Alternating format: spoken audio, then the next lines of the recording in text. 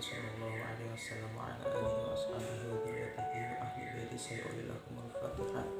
A'udzu billahi minasyaitonir rajim. Bismillahirrahmanirrahim. Alhamdulillahirabbil alamin. Arrahmanir rahim. Maliki yaumiddin. Iyyaka na'budu wa iyyaka nasta'in. Ihdinas siratal mustaqim. Siratal ladzina an'amta 'alaihim ghairil maghdubi 'alaihim waladdallin. Amin. Manaqib Syekh Muhammad Saman Al-Madani.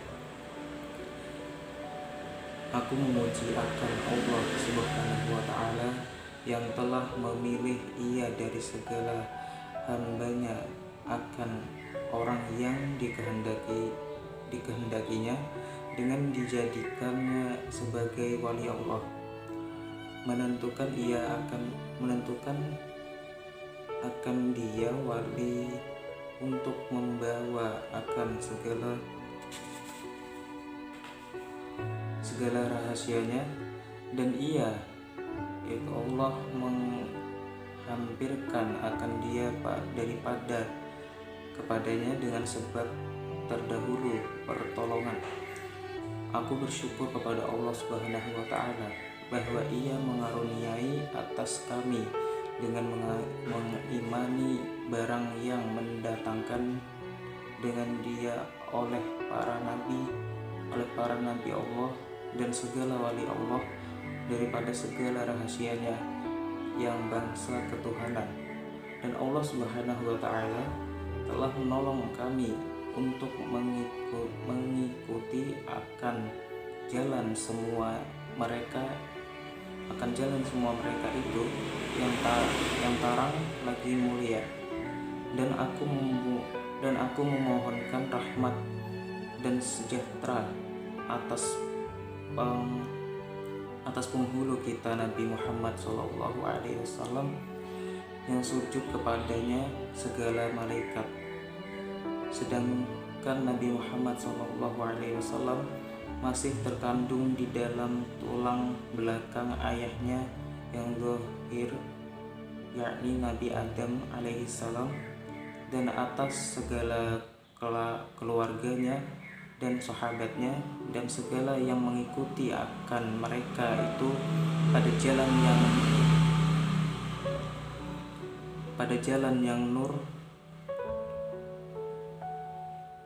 yang nurani daripada amal yang soleh. Kemudian daripada itu maka berkatalah Syekh Shadiq Al-Madani, Khalifah Sayyid Asy-Syaikh Muhammad bin Abdul Karim Al-Qadir Al-Hasani As-Samani Al-Madani radhiyallahu an. Wahai segala saudaraku, manakala aku dengar dan aku lihat akan riwayat-riwayat daripada guru-guru daripada hadis Nabi Muhammad SAW, bermula pada ketika dibaca manaqib aulia Allah itu diturunkan oleh beberapa rahmat atas orang yang membaca dan orang yang mendengarkannya, serta diiktikadkannya dengan yakin hatinya bahwa orang itu benar-benar wali Allah. Dan aku lihat pula beberapa murid yang dahulu itu mengarang ia akan manaqib gurunya, serta dibacanya pada tiap-tiap tahun sekali, yaitu pada hari ketika wafatnya, serta membaca Al-Quran, tahlil dan bersedekah mana sepuasanya. Tetapi hendaklah bersama-sama dengan orang banyak.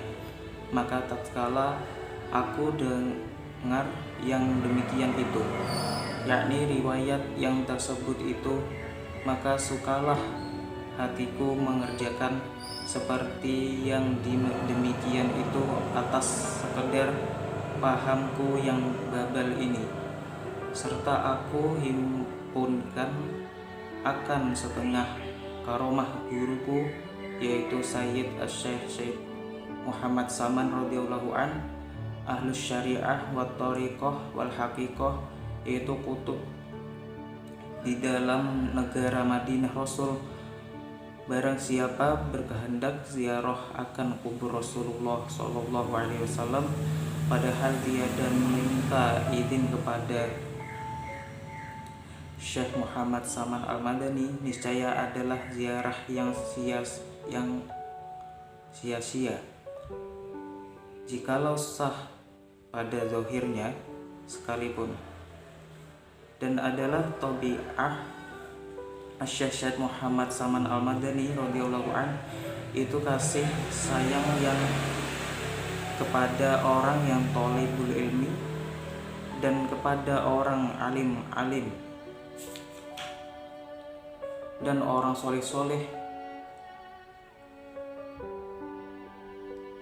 orang baik, yaitu orang yang selalu menunaikan hak Allah dan selalu menunaikan hak manusia, dan kepada segala orang-orang fakir dan miskin. Dan lagi pula suka ia berkhidmah kepada segala orang yang datang ziarah ke kubur Rasulullah Shallallahu Alaihi Wasallam daripada para ulama dan para sholihin dan segala orang awam dan khawas. Dan adalah tabi'ah Syekh Muhammad Saman Al-Madani itu ketika masa kecilnya hingga sampai mursyidnya. Dan lagi pula beliau sangat memuliakan ibu bapaknya. Lagi pula mengakalkan musyahadatul wujud dan muraqabah dan ibadah, hingga beliau meninggalkan daripada adab dan melawani beliau akan hawa nafsunya, hingga daripada yang halal sekalipun. Dan tiadalah tidur beliau pada ketika malam hari melainkan sedikit, dan apabila beliau diberi bantal oleh orang tuanya ketika beliau hendak tidur, maka keluh kesahlah beliau seperti orang yang sakit. Dan apabila sampai sahur, maka beliau bangun daripada tidurnya, lalu beliau rotib suhur.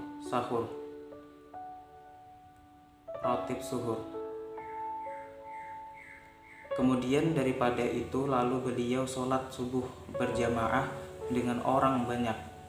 Lalu pula beliau rotib subuh hingga terbitnya matahari. Manakala terbit matahari kira-kira segala, maka bangkitlah ia sholat sunnah isyraq 2 rakaat. Dan apabila sampai seperempat hari, maka bangkitlah ia sholat sunnah duha sebanyak-banyaknya 12 rakaat, dan yang afdol itu 8 rakaat.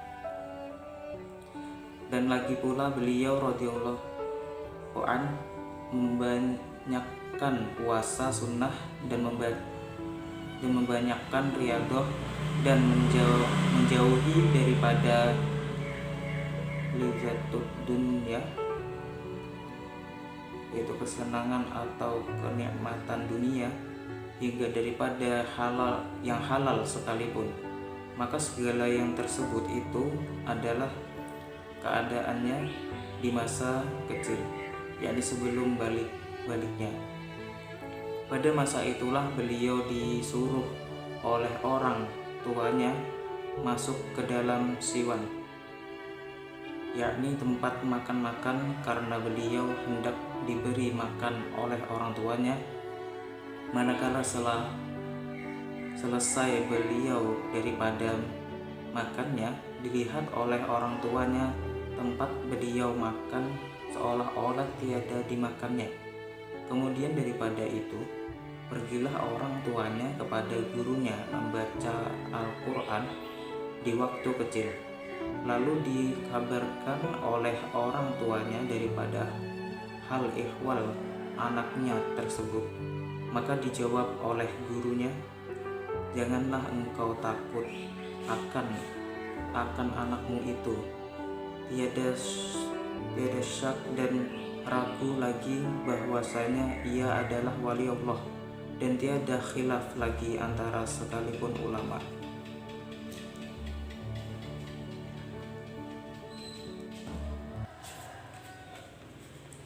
Dan apabila beliau radhiyallahu an melihat akan orang tuanya memakai pakaian yang indah-indah yang ditagih oleh hukum syari, maka dikatanya kepada orang tuanya, "Wahai orang tuaku, tiadalah suka Tuhan kita kepada orang yang bersuka-suka di dalam dunia. Demikianlah hal ihwalnya di masa kecil," yakni sebelum balik. Subhanallah.